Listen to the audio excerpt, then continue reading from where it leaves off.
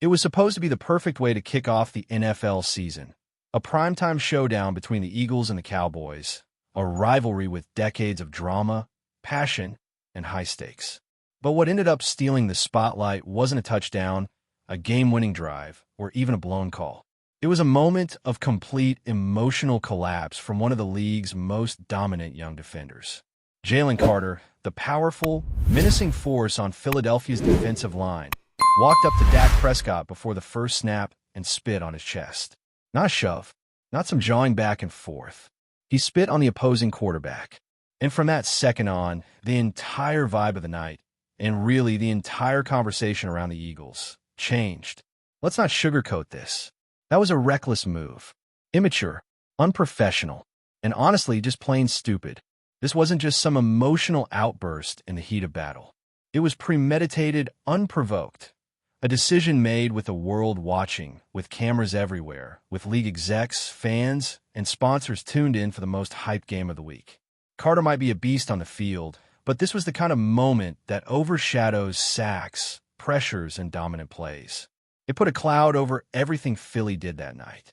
And it put a massive target on Carter's back from the league office.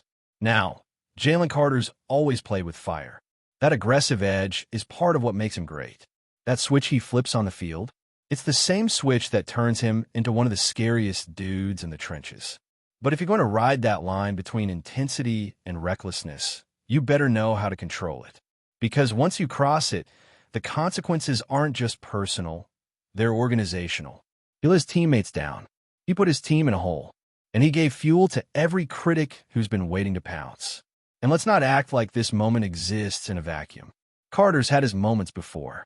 Whether it was that sideline blow-up as a rookie or his run-ins with other players, the guy's name isn't always in the headlines for the right reasons. He's not a villain, far from it, but he's emotional, and that emotion needs guidance. What makes this situation even more complicated is the footage that came out after the fact. Turns out, Dak Prescott may not be as innocent as the initial story made it seem. Multiple angles showed Dak approaching Carter, going between two linemen, spitting on the ground right in front of him, locking eyes, giving a little nod. A clear bait. A veteran move to get under someone's skin. And it worked. Now let's be clear, Dak didn't spit on Carter. He spit near him. It was subtle, but it was definitely taunting. And it was 100% intentional. That doesn't excuse Carter's reaction, not even close. But it does provide context. And in a league that claims to value fairness, sportsmanship, and discipline, that context matters. If Carter is suspended for another game while Dak walks away without so much as a fine, that's a joke. That's not discipline. That's politics. The NFL is in a very delicate position right now. Business is booming like never before. Teams are worth tens of billions. The Cowboys alone are estimated to be worth around $11 to $12 billion. Revenue is flowing from every direction. TV deals, streaming rights, international games, merchandising, you name it. The NFL is America's sport, and the league wants to keep it that way, which is why they've made it a mission to clean up the image of the game. They want discipline. They want sportsmanship. They want moments like what happened Thursday night to disappear entirely. That's where this becomes more than just an Eagles story. This is about branding. It's about image. Troy Vincent, the NFL's executive VP of football operations, stood in front of owners, coaches, and GMs earlier this year and made it clear. There would be zero tolerance for actions that damage the league's reputation. None. That message was loud and clear. And now here comes Jalen Carter, spitting on a quarterback on national television, in a rivalry game. Before the first play, if the league wanted an example to make a statement, well, Carter gave them one. But here's the problem. If you're going to enforce a standard, enforce it equally. Don't just hammer the guy who reacted. Hold the guy who instigated it accountable too. This shouldn't be a one-way street. Dak played it smart. He got the best player on the Eagles' defense ejected. That's a veteran play, but it's also a dirty one.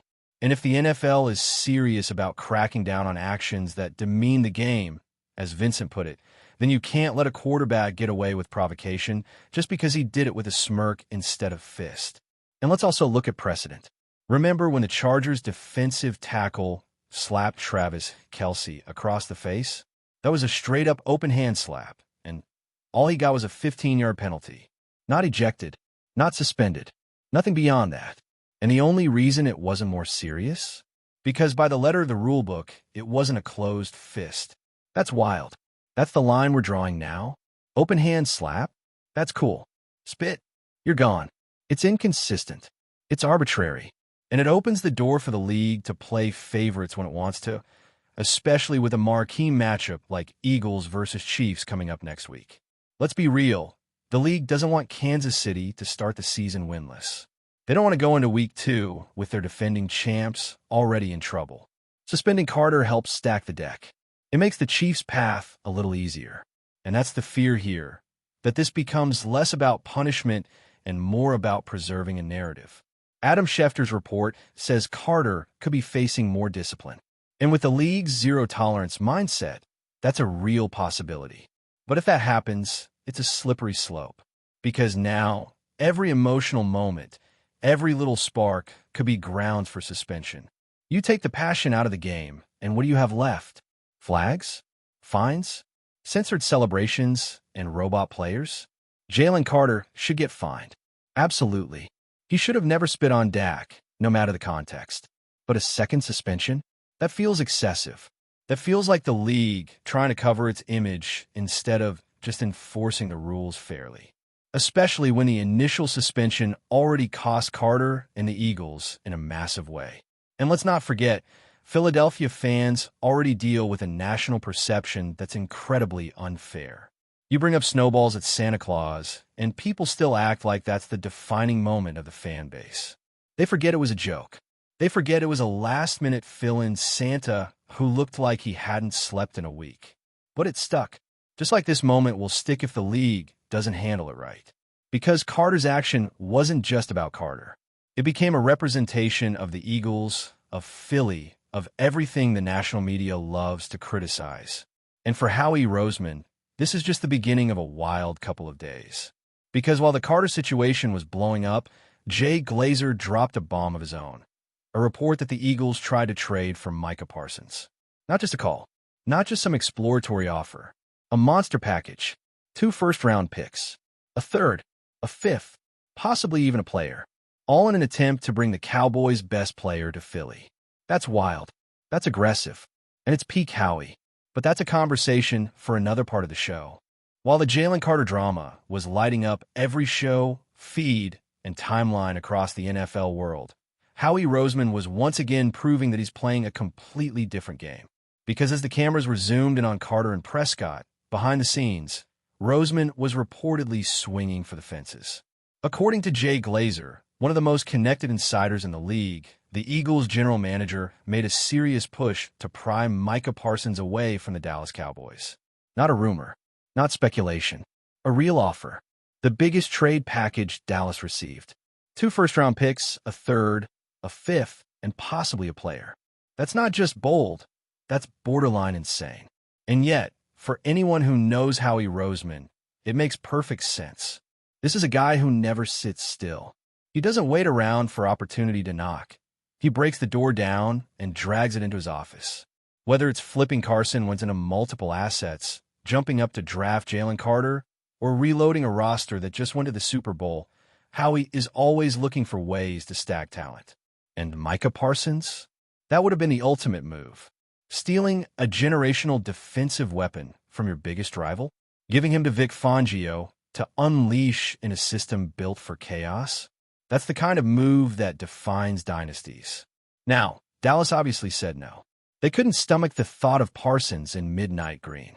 Instead, they took a lesser deal, 2 firsts and Kenny Clark from another team. Clark played well in week 1. Sure, he helped them slow down the run. But let's be real, he's not Parsons. Not even close. And the fact that Dallas turned down the better offer just to avoid empowering Philly tells you how deep this rivalry runs. They didn't just reject the Eagles package. They rejected the idea of seeing Micah sack Dak twice a year, wearing a different shade of silver.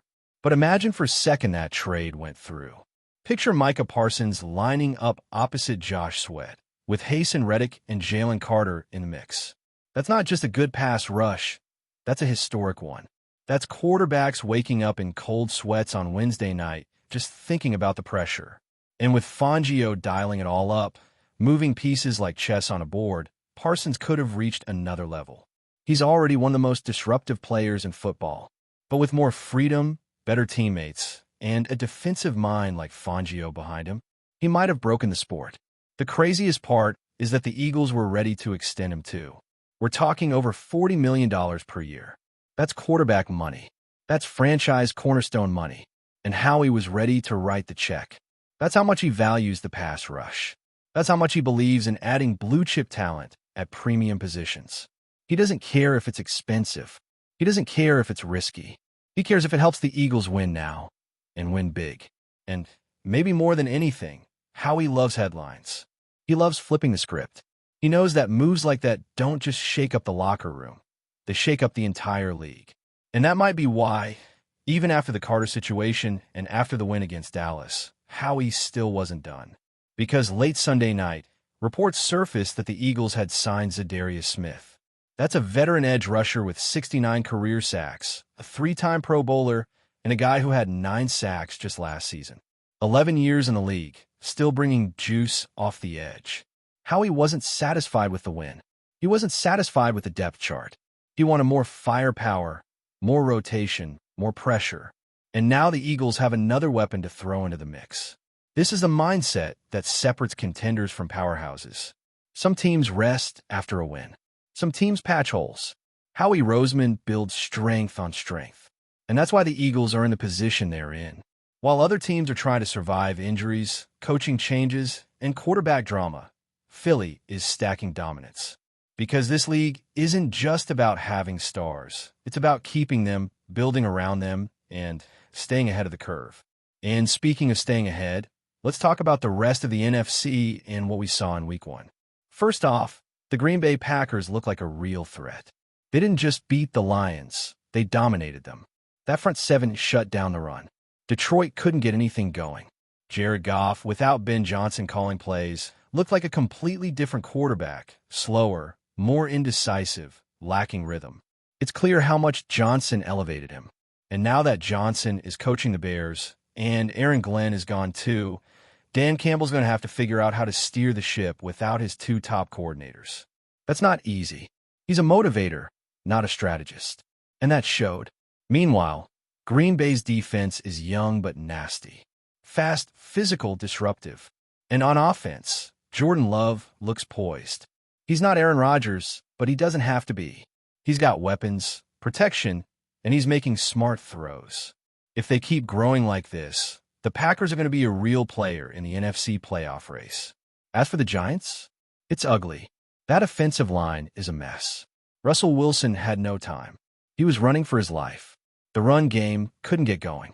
And outside of Malik Neighbors, who might already be a top 10 wide receiver, they don't have much firepower. Brian Dable wouldn't even commit to Russ starting in Week 2. Jackson Dart is waiting in the wings. More mobile, more elusive. Maybe he gives them a better chance.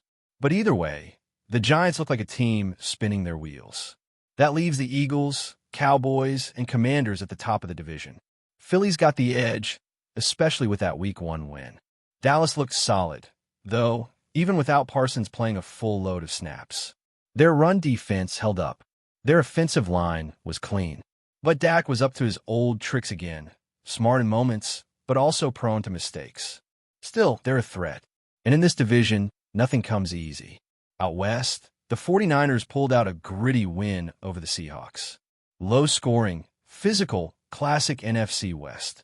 San Francisco is insanely top-heavy, and already the injuries are starting.